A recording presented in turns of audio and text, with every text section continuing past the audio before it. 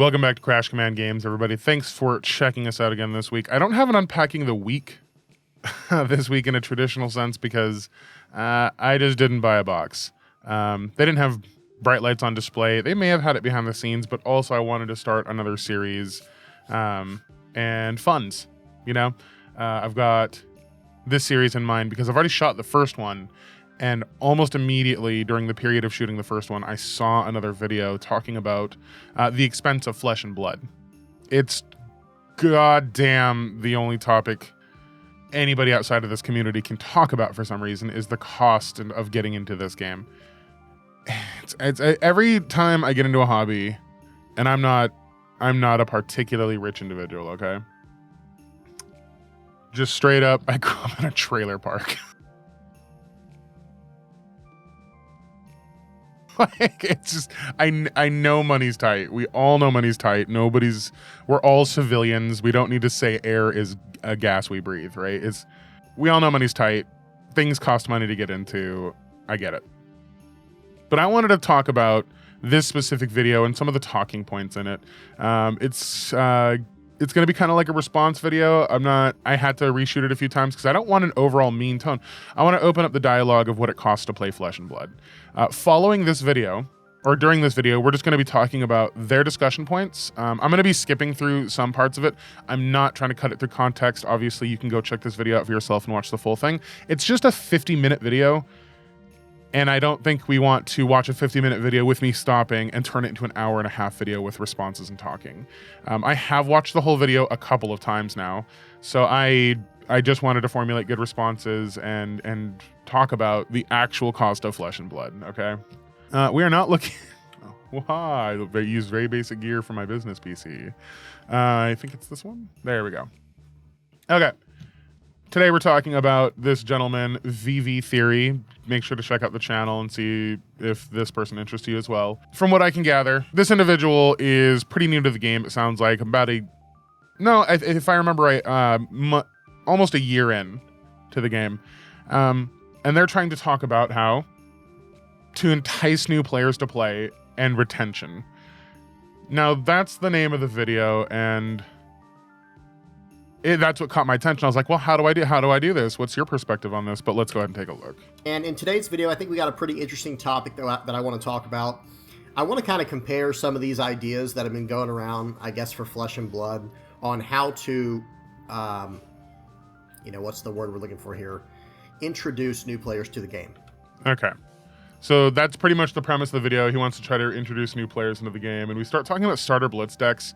Let's just get a quick snippet of that. There are a lot of local gaming stores where I live.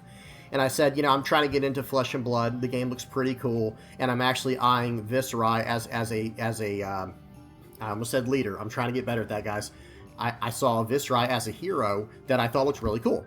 And it just so happened they had this exact deck, this Blitz starter deck, which I think was retailing for $12. As you can see right here, it says $11.99 MSRP.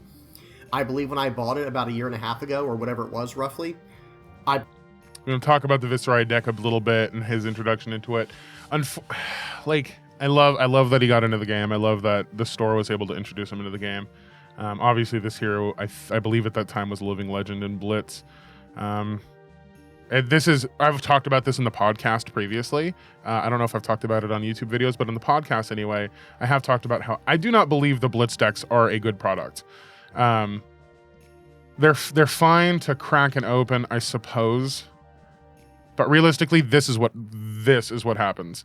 Is you get a new player jumping into the game and they pick up an LL hero, and then what if you do run Blitz events? What if you do have a community for Blitz and they just show up with that? Well, then they're just disappointed anyway.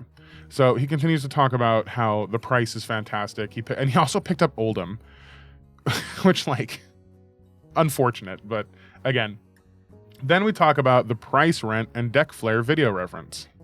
Per this, guys, we have to be honest with ourselves as a community, and that is why I clicked on that specific part right before the section, because he begins to say, this is where my problem comes in, and I want to try to solve this. He says, we got to be honest with ourselves. I'd like to consider myself part of this community now, part of the Flesh and Blood community. We have to be honest with ourselves. And I see a lot of denial going around. Guys, there have been videos put out on this. I will link I don't know how long we've been fighting this. It's been since Crucible of War.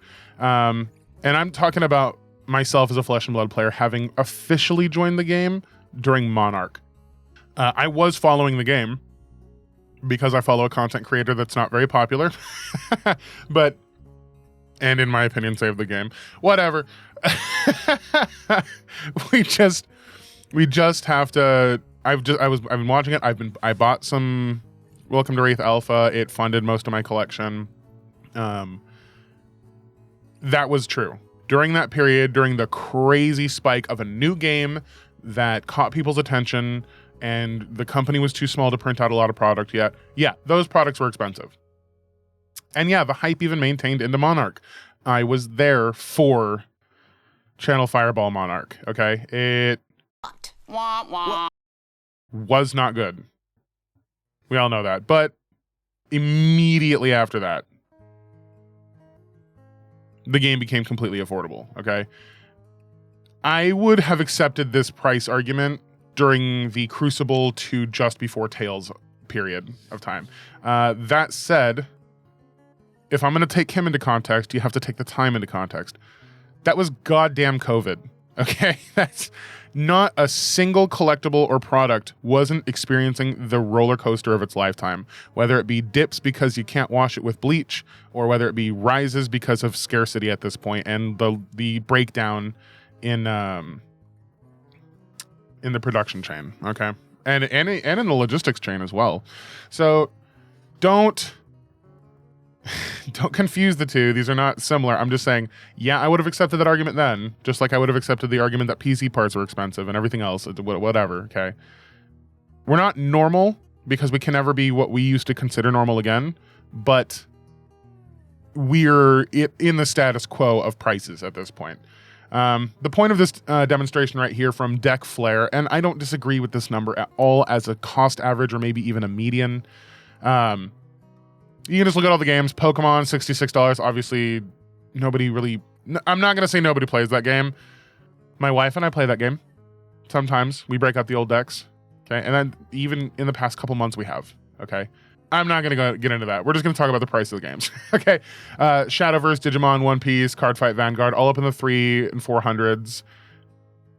And that's where I believe Flesh and Blood is. Okay, there are a lot of high-end decks. And by high-end, I mean high-priced decks. When I say high-end, I don't mean necessarily the most competitive decks, okay? And we'll get into that as the video continues. But for now, you see Grand Archive, another game I'm interested in. I have another friend interested in around here, but there's not a big enough community yet for me to dive in on that one. Here, I don't know about the meta around the world.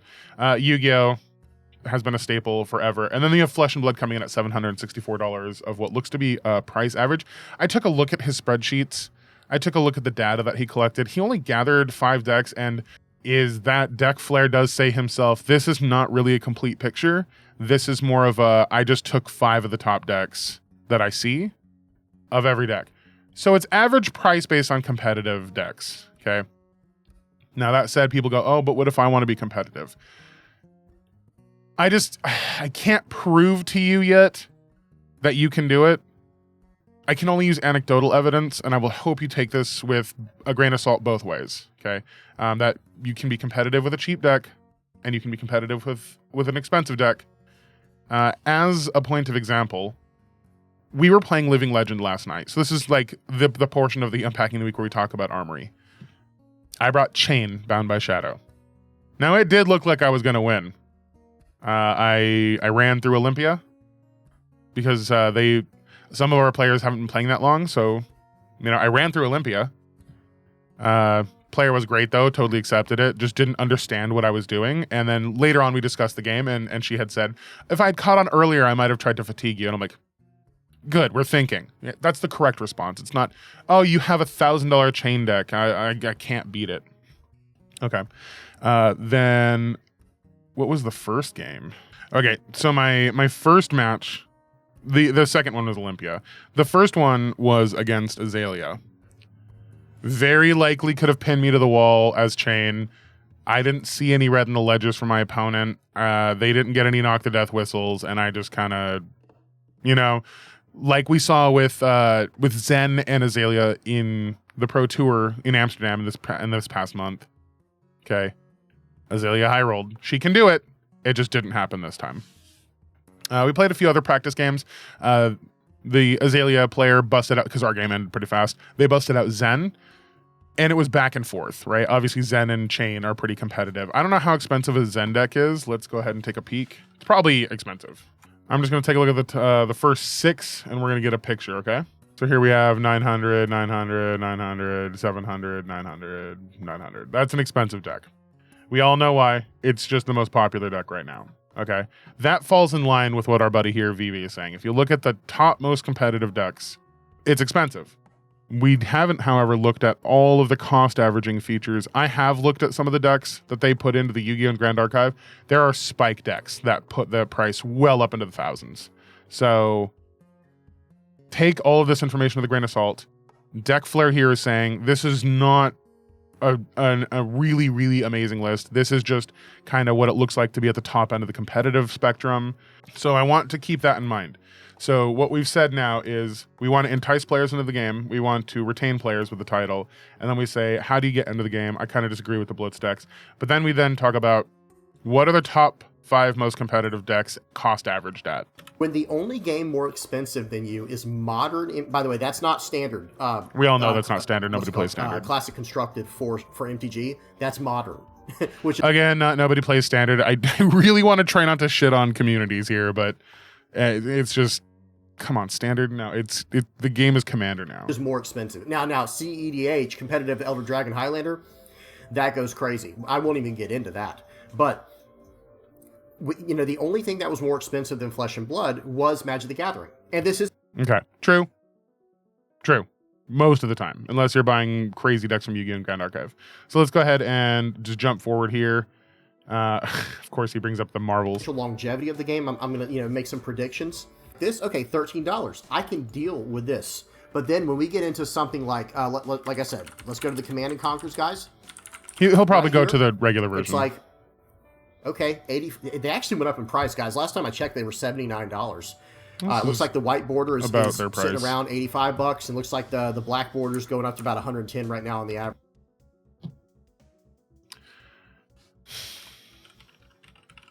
$110 is the number we stuck to.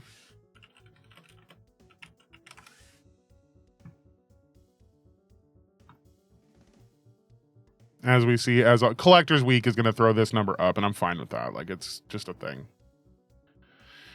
Let's see, 1, 2, 3, 4. Good quantities. Good. I want to make sure there's good quantities to the price. I don't want to just throw out a random number.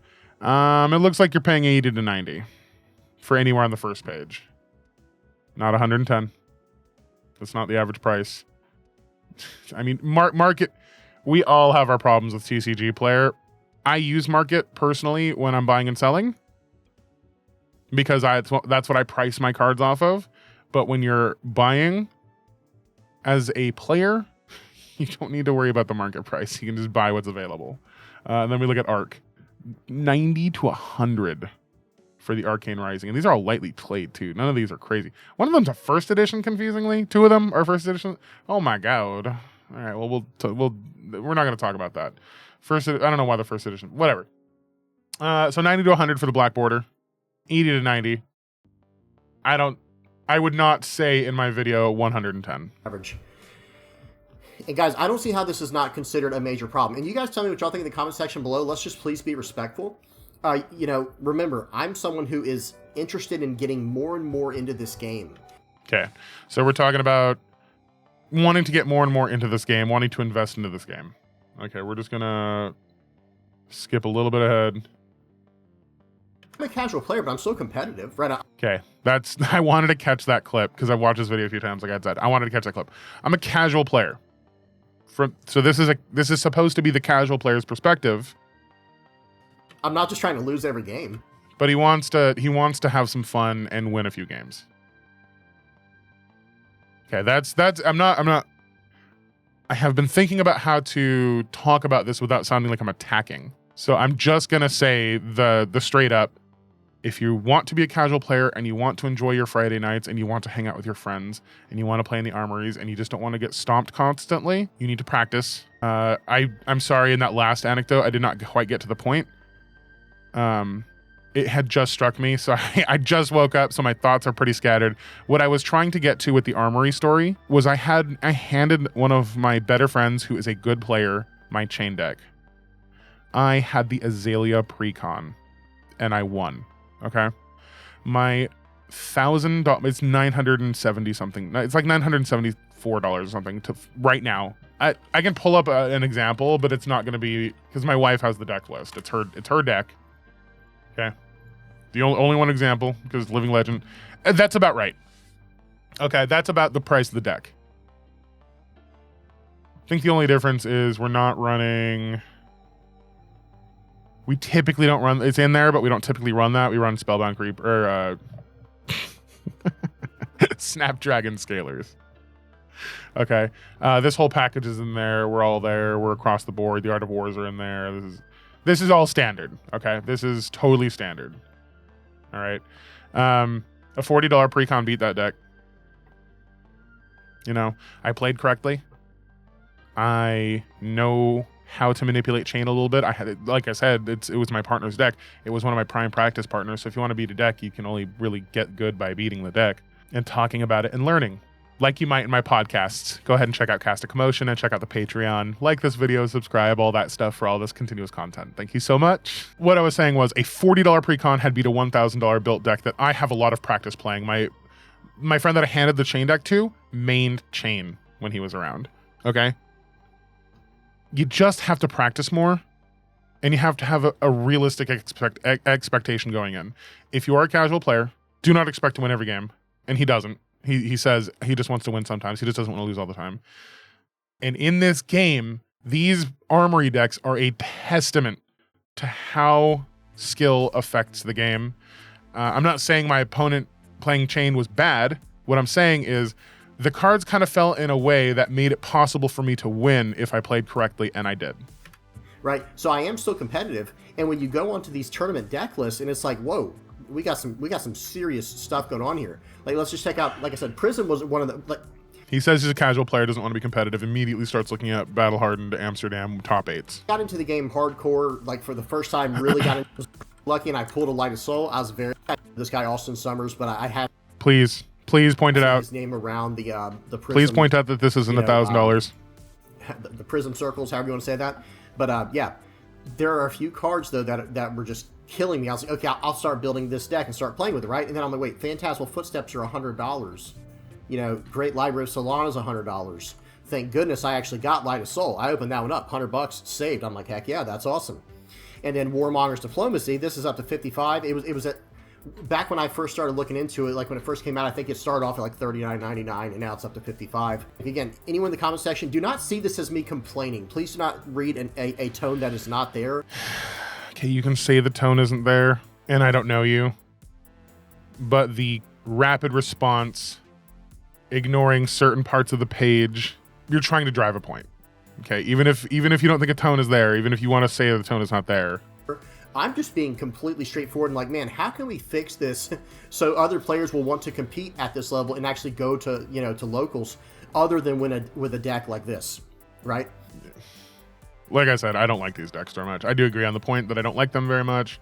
Now, that's a perfect segue. I do at least want to mention like one or two more, because my absolute favorite deck, like I said, is Viserai, and he also ended up, he was very cheap at the time, other than a few cards. Like Arcanite Shard, I really want that card. People are like, hey, you don't need it. It's like, yeah, hey, I get that I don't need it. I just have to gather myself so I don't just like respond. I'm trying to take into context. I want new players in the game. I'm a casual player. I don't want to go to Pro Tour. It's something he does say. He doesn't want to go to Worlds. He just wants to play and not get stomped. He talks about the Arcanite Shard. He's gonna say he knows he doesn't need it, but he wants it. Please do not judge things on what you want. No game, like you don't go to One Piece and say I want the manga piece for my deck, otherwise I won't play. All right, I understand that game has collectibles, just like this one does. Okay, the Arcanite Shard does help. It does create a value advantage, but it also has a very, very balanced effect for what it does. Okay, it doesn't block. It can't be played. It's just a pitchable. It's nice. Okay, if you have it, play it. If you don't, you don't. I can just do this. We'll just do this right now. I would be blown away if any of these decks I'm about to look up have the Arknight Shard, or if there's even a Viserai deck in this list. I'm not trying to talk shit. Kevin.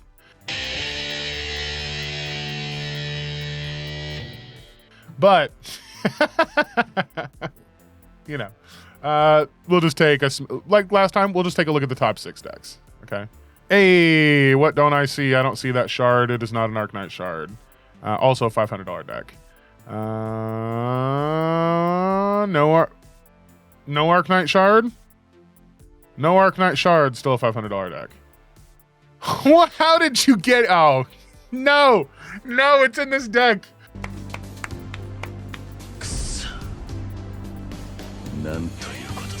It's gonna be in this deck. Oh no, not like that. Oh, it is. As soon as you see that price tag, you're just like, no, my point. Either way, how did this deck do? I don't even know. Not legal in class. Nobody cares. I'm curious. Oh, it's the Pittsburgh 5K.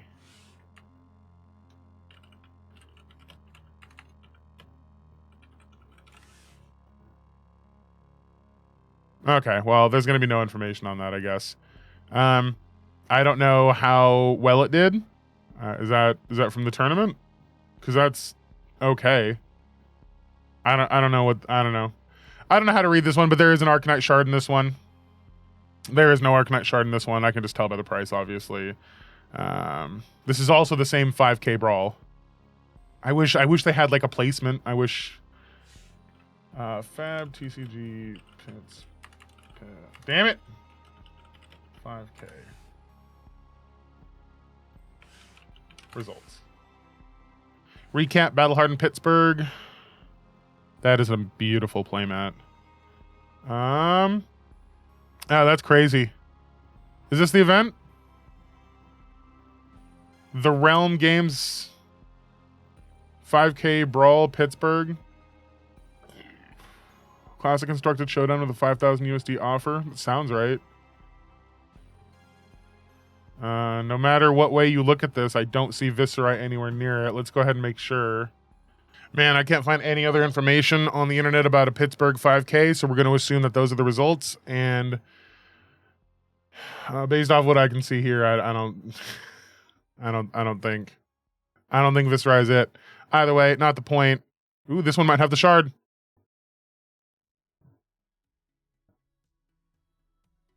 The hell's making you so expensive? Why you got so many legendaries? Cut that out. All right. Point being, 1 of 6 had the Arknight Shard. None of them made it. It didn't seem to make the difference. It's just, this always comes up. Fableds are nice. You do not need them. I want the card. I want to have that card for my deck. And it's just totally, let me see what that card's at currently. Oh, it's $35, guys. Whoa, that is low. What? It's down, it's down to $235, guys. And I don't know if that's a good thing or a bad thing. Really oh, buddy, guess who's buying one of those today? People probably trying to just get it. Some people are trying to some of these cards. Like, they see new, they saw new Rune Blades come out. Shit, I was going to try to fucking put together a deck, but Fableds are Fableds. Rune Blades like Aurora, which we're going to talk about. Okay, we're just going to skip ahead because he talks about the Arknight Shard a lot. This went way up in price. Hang on. I am very glad I got mine when I did. Let me see something real quick. Okay, look at this. This was down to 30. It doesn't. Let me go back 6 months, see if it lets me. Here we go. This card I got when it was like $30. I don't remember it being 36. I'm pretty sure I bought mine when they were $30. Ebbs and flows, ebbs and flows. Buy when you can. Under $50. I don't have like a huge issue with that. Now, if it's a triple play set, like Dorinthia, you might not believe it, man. Especially when I was like, not believe it, because I know a lot of Flesh and Blood players are like old school veteran players, and they have been true to the game, loyal to the game, and they have all the cards they need, and they don't realize how expensive some of the cards are now for the newer. No, we do. Which, trust me, we do. I have this argument with most games I get into for some reason. Like, I wanted to play Warhammer 40,000. I did for a very long time, but I wanted to get back into it, and then I just still hear people, but it's expensive. I'm not making fun of people. It's not trying to make fun of people. It's just that's the argument I hear. I shouldn't say that mocking voice. What I'm going to say is, like I said, money's tight. We all get it. It's about playing with your friends, man. It's about getting something that you can sustain with your friends and hang out. Like I talk about this with video games. I talk about this with hobbies. If you and your friends can have fun, the investment is well worth it.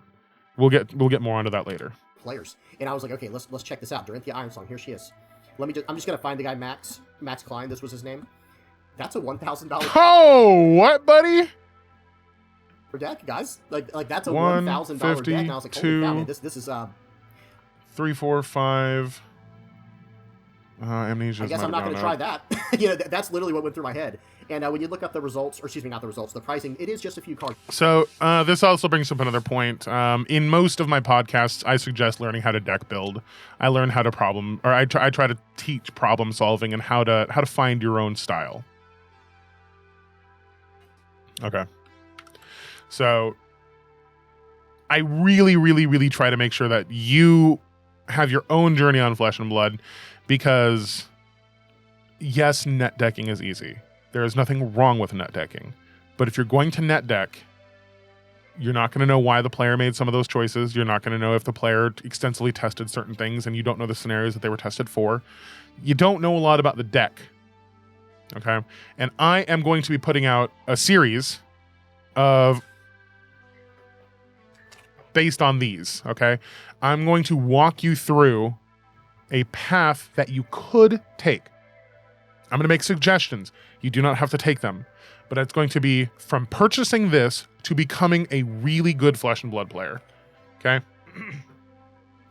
I'm going to be putting out a price guide, an upgrade path, and then later on, I want to do like a gameplay video or something like that, okay? The gameplay videos are very difficult to do and make them good production quality. So I'm trying. Clearly I'm trying, okay? But I'm going to tell you the upgrade paths and how to do that. I already have the Azalea one filmed. I just picked up the KO deck last night instead of the normal box so I could do Unpacking the Week. I have a spare of the Bolton Armory deck that I'm just going to use. You won't get to see the unboxing for that. Sorry, but that's just, it's an unboxing, you know? It's not exactly the point of the videos I'm trying to make. So, and I haven't modified it. I keep those decks. They're fun. Okay, so we're gonna go ahead and back and check out this. A lot of people like to say, like, well, yeah, but it's just a few cards, and once you have them, they're good for any other leader. True. Balance of Justice. There are some exceptions. Find All Spring Tunic and Balance of Justice can be used in any deck, but then you True. have where are the boots? Not Norrim. These Valiant Dynamos. I feel like every class has like one piece of equipment that is specific to that class, and it's like $100 or $80 or $70, whatever. But Crown of Providence, Finals, $100, $60. Balance of Justice has $200. Out of my price. So new. If I buy 4 boxes of Tyranids, if I buy the HQ, 4 troops, and then I buy the book, the codex, I buy all of the dice, and then I buy a few heavy support units, that gets to be so much money. Buy them incrementally. An ideal way to pick up and play at weekly armories. Well, honestly, I would actually just recommend someone get the cheaper Blitz deck, okay? Now, I understand people might be saying, like, yeah, but those decks are actually smaller, you can't play Classic Constructed with them. That's fine, just get a bunch of really cheap staples, like really cheap. He really likes the Blitz decks, and then just started trying to dunk on the Armory decks right after I just told you that I was able to beat a $1,000 deck with one. You don't have to take my word for it. It is anecdotal. And I've been playing this a long time, so I know a lot more about the game. I know more what I need to do, and I knew the matchup kind of, like, but that's my point. Aging myself, but get good is a real thing, dude. Like, this is not an attack on you. You're a newer player. You play other TCGs. You talk about how you play other TCGs, so you don't dedicate to one TCG total, whereas I really dedicate to Fab. I am open to exploring other options. I'm even talking about playing other TCGs with a few of my friends and the spouse, but Fab is my game. Okay, so like I get that playing against a tuned deck against a player like me would suck. And I'm not gargling, I'm not like sucking my own dick here. It's just I've been playing a long time. All right, Harry told me there's something urgent I need to see. So let's take a look. What the hell? What am I looking at? What the f is this? This here is just unacceptable. Yep, that's not normal, man. Where are your parents? Who are your parents? Whatever this stuff is. Yeah, whatever this shit is right here, you need to stop. Oh, blimey. Fucking hell. You go up against any one of my meta that's here, they've all been playing a very long time. It would suck, okay? And I get that. But we had a new player show up last night. I'm so happy we keep seeing new players show up. More. And he said, I expect to get my ass whooped left and right for the first couple months. Good. Good. You know there's a learning process, okay? He bought the Armory Bolton deck that I'm going to make a video on and link to him as soon as I got to get them in the Discord, you know. The Armory decks are good products. They're incredible products. They're a testament to how good this game is. They absolutely display and showcase the hero. If you are a good player, you can win. You might be able to win an Armory, even with people with tuned decks, right? You just have to play on point all night. You will not win an Armory if you're a new player, 100%. You will need to learn the deck, and that's what I'm going to make these video guides for and upgrade paths for. Cheap stuff, you know what I mean? Because this is like $40 and then another $5 shipping, by the way. I think we need to keep an eye on for. Don't talk about shipping. Support your local game store. All of those Armory decks, you see that? You see that right there? Buy from your local game store, okay? Buy from your local game store. It's going to be marked up. You need somewhere to play. They work really hard. For the newer players. Like, I know you think running a game store is easy, but you pretty much give up your hobby when you do it. Because that's where I'm trying to go with this entire video. Check out Crash Command Games on eBay. These little historic packs are nice. I like these little blitz decks. The Armory deck thing is fine, I guess. I wish it was a little cheaper. Like for a beginner player, you typically want to spend about $20 or less, right? You're going to want to spend anywhere from $10 to $20 to get into a new game just to try. I believe this is something of a symptom called price memory. Yeah, back in the day, it would have costed nothing to get into some of these decks, but at the same time, like, the new player will decide, and I've had multiple new players jump in the game with these Armory decks, and they have no qualms with the price. Sounds like a salesman when I say it like that, but realistically, that's what it is. It's an acceptable price. $20 would be great, but it sounds like something that I'm going to get into later. And then from there, you'll build your own deck. Back to making sure I'm within context. Get new players into the game. Game geared towards new players. Looking at price concerns. What's a good intro product? 2, I'm a casual player, and this is from a casual player's perspective trying to get into the game. I don't want to go to Worlds. Immediately looks at Minneapolis first place. Okay. This is a little bit inflated. This price right here. Did I not go back to the fucking thing again? I'm really bad about that. Sorry, it's going to be a wonky video. I'm not used to making this style of video. Hopefully I get better at it. I might just leave it in this. You know, I kind of wanted to get the one-on-one feeling, but... so up here, we see this is a $680 deck. Spoiler, the deck that I have you building for yourself is a couple $100 cheaper, right? And it would still do the job just fine. Yes, this is probably a little more tuned, but it's tuned to a specific player. Let's see if he's running it. Yeah, he's running 3 Codex of Frailties. And good call. He's running anything else that I can think of off the top of my head. I don't think this deck runs Command and Conquers. No, it doesn't. Now we're going to this classic battles. I think this. We're gonna skip ahead. Cool again. This video is going to be long. Sorry. Players to enjoy. I recently on my other channel, I covered a Yu-Gi-Oh product that was getting a ton of. I feel like it was getting a ton of backlash. And, you know, rightfully so. There were issues with it, and I talked about it in the video. But in that video, I was showing off a product that was meant for 2 players. It had 2 decks in there, and it had a scripted duel, which some people might think is corny, but it taught me how to play the game. I've never played Yu-Gi-Oh, but I wanted to review that product on my channel. Just, you know. Scripted games are great. I love them. That's how I learned how to play them. Oh, man. Scripted games bring back memories. It's just like, it teaches you how to play the game. It teaches you concepts. It can be funny sometimes, like in the case of the MTG starters that had those CDs and DVDs you had to watch and play along with. Man, they were fucking sick. I wish more people would do that. Obviously, you're not going to give a DVD. Just put up a fucking YouTube video and link to it. But I'm old. Number 1 for content, and number 2 just because I wanted to learn a game that I missed in my childhood. Because I went, you know, the Magic Pokemon route. Yu-Gi-Oh wasn't really my thing, and so I check out this starter deck for 2 players. I busted out. I learned how to play the game. I'm like, all right, that was pretty cool. You know, for a little $20 product, I liked it, but I have other. Should be $40. Same thing with this. I like this idea, the classic battles Rhinar versus Dorinthia box. Oh, sorry, he was talking about the Yu-Gi-Oh product. Like say He was talking about the Yu-Gi-Oh product. That's my bad. This product should be $40. Say y'all play Magic the Gathering. It's like, dude, I heard this new Flesh and Blood game's really cool, and look, they got some product on the shelf. Cool. We hop in, we try classic battles, Rhinar versus Dorinthia. You know, I don't think Rhinar's the best choice, though. I'm going to be honest. I think Dorinthia is a great entry-level leader into, or hero into the game. That's great. Rhinar's great. Just being real.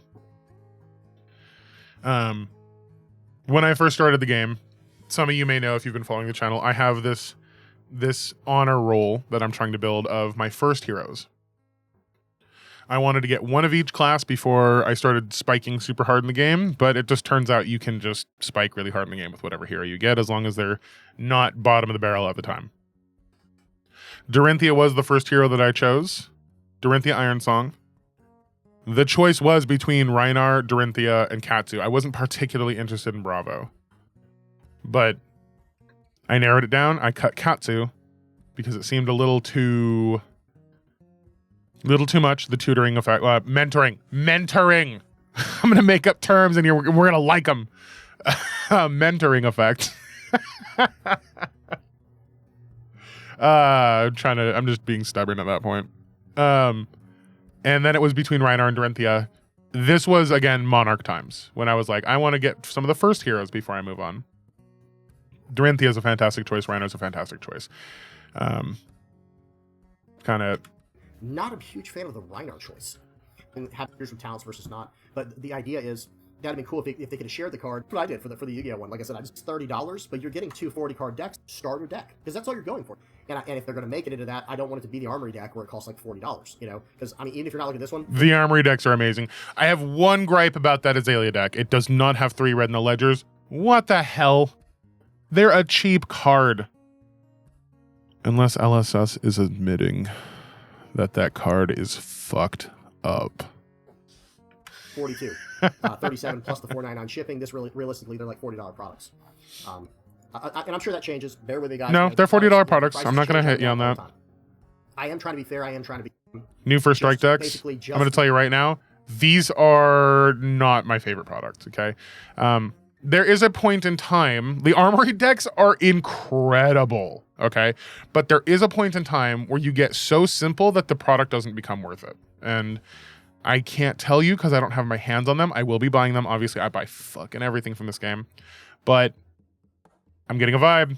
Yeah, this one is showing just Aurora, and this one is showing off a full gameplay. We're not going to watch it, but showing off a full gameplay with these guys from, I think... Three Floating. I think is the name of them. They're awesome. I can't remember their name. First Strike, Check out Three Floating. I don't remember their name, unfortunately. They're great. These guys are super cool. They're funny. It's a really good learning tutorial on how to play the game as well. This was an excellent production. I did watch this video. That's why I'm getting my opinion that they're kind of simplistic looking decks. Trying to get into the game. I do finally have my Lightning Strikes. I've been building up to get that, for a long time now. I think these are like top notch, great ideas. This is going to get people in the game. So we didn't see the portion where he said he has a price cap of $50 for himself personally. He says on a moral ground, he will not pay more than $50 for a card. It's a weird hobby to have if you're going to price restrict yourself like that. I'm not going to attack your choices or your budget or anything like that. I'm just saying it's going to make it tough if you have a hard limit on yourself that you will not spend more than $50 on a card. If you pride yourself on being a budget player, that's fantastic. Like I said, the Armory deck alone, I beat a $1,000 deck. It's very possible in this game, but you're going to have to spend a lot more time. You're spending time and or money, if not both. This is just kind of the point of the video, right? If you like something and you're playing it week after week after week, you will invest into it. Okay, you'll pick up a card here and there. You'll open a booster with a card that you don't need, and you'll be able to trade up at some point in time. Or you'll run into someone like me, right? I did a trade a little bit ago where I traded one of my Warmonger's Diplomacies for a lot of bulk because I like collections. Okay, and I have my required amount of Warmonger's Diplomacies to satisfy me. So I wanted to fill out other parts of my collection. You might run into that person, okay? You can't, it's an opinion piece. He's just saying for him, but then he's also making the broad statement that new players in general will not be able to get into this game, and he's asserting that the price is 100% a problem. I am about to prove that it is not. Okay. Not only did I win with a base stock out of the box Azalea Armory deck against a $1,000 deck, but I then provide upgrade paths. I'm going to do the same for KO Bolton and whatever other Armory decks come out. They come out spaced far enough that I feel like it's an attainable goal for me to say I'm going to make videos about those decks no matter what. If you see videos like VV Theory here and you get discouraged, please don't. Talk to your local players, get into the game, play, watch, hang out. I'm trying to break down the walls, ironically, of tribalism in trading card games anyway, right? I wish it were more like true tribalism in my context. The Magic community can give up some players. The Flesh and Blood community can give up some players. You get like you can coexist, right? Of course, there's some infighting and some blah blah blah. We're not going to get into the specifics of intertribal communication. So make sure to check out Crash Command Games on Patreon. Make sure to check out Crash Command Games on eBay. Get into my community. I want to help this game grow. As always, thank you so much. And this one is zeroed.